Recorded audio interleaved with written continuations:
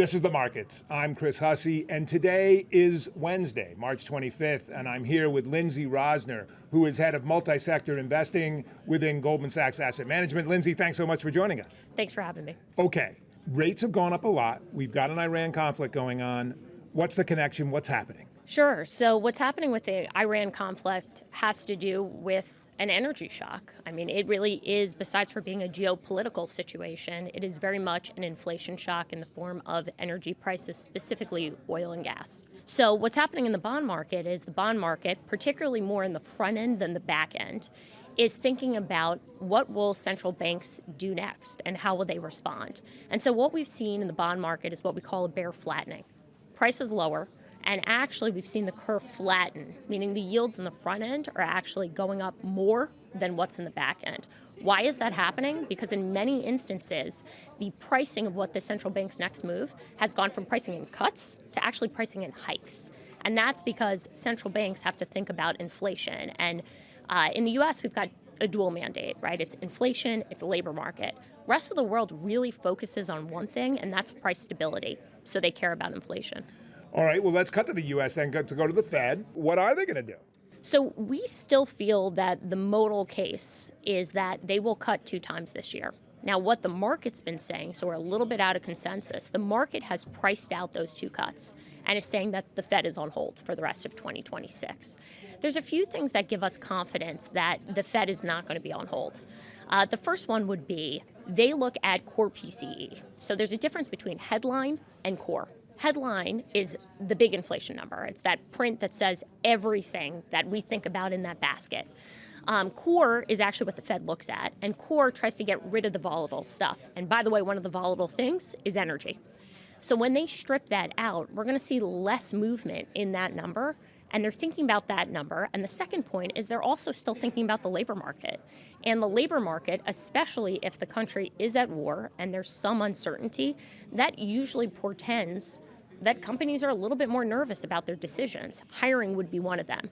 So with this dual mandate, trying to balance the seesaw, we think that it's unlikely that the Fed will be on hold and that they actually will cut, just probably later in the year than they would prior to this. Yeah, so they'll get back to business, as it were, as the conflict recedes, hopefully. Right. All right, so historically, bonds have been a great place to hedge this kind of volatility that we're seeing, as you pointed out, with the Iran conflict. Are they still a good hedge? So that's a great point, great question. Bonds have typically been a ballast in a portfolio, and why? Well, if there's any risk off in the market, and I'm talking about spread risk, or you see equities down, not those kind of safe haven assets, usually a safe haven asset, a bond, does well, specifically the treasuries, those without credit risk. However, there is a specific situation where they don't do well as a hedge, and that's when you have a ton of uncertainty, and that uncertainty specifically has to do with inflation. So what the market is doing right now, what we've seen in this price action, is trying to suss out what does this actually mean and what will central banks do. If they're going to hike, if you're long a bond and they're hiking, that would be probably a negative return for you. Maybe not a negative total return if you have a coupon, but kind of moves in the wrong direction. And I think that's what the market is trying to evaluate right now. Are they going to be a good long-term hedge? We think 2 things there. De-escalation, the word you said before, we think is likely. It's very hard to pinpoint when, but we think we're on the path probably to de-escalation. The second thing is that, again, we don't think that there's going to be long-term effects and that that's going to force the Fed to actually have to hike. So if they are at worst going to hold and maybe not cut, bonds are still going to be good in your portfolio. And in this whole passage, as we've seen, yields go higher in terms of the base rate, credit spreads widen a little bit, interestingly not a lot, and I know we're going to talk about that. You've actually had yield creation. So you're now getting into yields at this moment 50 to 175 basis points wider than you were a couple weeks ago when you're thinking about investing in bonds. That's actually interesting. and a good time for investors. Yeah, no, good point. Meaning that you can just make a yield on some bonds that's a better yield than what you're used to be getting. Yes. Now, you're going up against inflation, though, too, so that real Yes. yield maybe is not as great as you think. But let's go to credit, because you mentioned it. That's also a group that probably worries more about growth than it does inflation. What are you seeing in that credit spread? Is it having growth fears? Yeah, I think you've said it perfectly. What's really interesting, if you look at the rates market is fearful, and it's fearful of inflation, and it's, again, totally repriced what central banks may do. If you look into the credit world, it's kind of a different story. Spreads are slightly wider. Investment grade, 6 basis points wider as of today. High yield, also like on the order of 40 basis points wider. We had gotten to really, really tight levels all of last year. Remember, we had 1 week only of any kind of volatility in Liberation Day. So things were tight to begin with. We're off the tights. We're really not that wide. Before, spreads were maybe 0 to 10th percentile. If you take a 15-year look back, now we're at 20th. This is not super wide spreads. Therefore, the market is saying we're not super concerned that there's a growth impact here. And specifically, nobody's putting out the R word, recession. Is that a disconnect, though, with the Fed call then? Because if they're worried about the Fed maybe hiking rather than cutting, is that a disconnect with what the spreads are? No, I think it's a kind of purpose and magnitude thing. The Fed is trying to fight inflation. And so when you're thinking about how long could this inflation shock continue, you got to think about how it will impact the numbers that the Fed sees. I think differently why the market's pricing in no cuts at all, standing still, and we think that the Fed will still cut, is that we think we're going to get back to something more normal before the end of the year. But then it's also thinking about sizing. So we're talking here about 50 basis points. We're not talking 300 basis points. And therefore, if the Fed doesn't cut the 50 basis points we think is the modal case, does that totally change the growth prospects of this country? No. The economy is going to be just fine. Balance sheets are really strong, so we think it's going to be okay. Okay, so a lot of moving parts out there. Where do you find the best opportunities today? So when I reflect on what's happened, we're almost a month into this conflict, I have to think to myself, what would I rather be, a bond or a stock?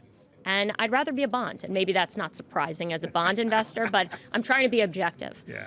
Why I think you want to be a bond is because if there's starting to be impacts on growth, you want to be higher in the capital structure. A bond is above equities for sure, and is less predicated on gangbuster growth. We think there's still going to be above trend growth in the US and the world, even with everything that's happening. But a bond is a good place to be, and we've had all of this yield creation because base rates have moved higher and spreads are a little bit wider. That together has created real yield. It's expanded, and it's interesting right here, and I think you should take advantage of it. All right. As we look forward over the next month or so, what are you watching beyond the Iran conflict? Yeah, well, we've got some great data points or moments coming up, which is 4 central banks that we're really focused on. The US, the Bank of Japan, the ECB, and the Bank of England. Those are the markets where we've really seen some movement happen. We actually have those central banks meeting. So we're going to watch to see, do they actually hike? And I think that will be kind of what the market needs to see to get everything back in focus. Right now, there's a lot of panic because there's unknown. Very quickly, we're actually going to know what they think. They're going to act, and they're also going to tell us why they acted the way they did. That will provide clarity. So those meetings are super important. Last week of April, stay tuned. All right, most important question here, because we are on the brink of opening day for the Phillies. I know you're a Philly fan because you come from Philly. I am. Can't help it. The Dodgers loom every year. Can the Phillies get over the hump? I think I have to say yes, or I can't go home. I think no one will sit next to me on the train. No. So I'm going to say we can do it. Door. Yeah, exactly. I'm not even going to touch the kids' topic. I mean, they'll get rid of mom. So yes, Phillies strong. Red October. All right. Yeah, that is the wrong answer. It is the Yankees, for you, of course. For you. But thank you, Lindsay, for joining us again. Thanks for having me. That does it for this week's episode of The Markets. I'm Chris Hussey. Thanks for listening. The opinions and views expressed herein are as of the date of publication, subject to change without notice, and may not necessarily reflect the institutional views of Goldman Sachs or its affiliates.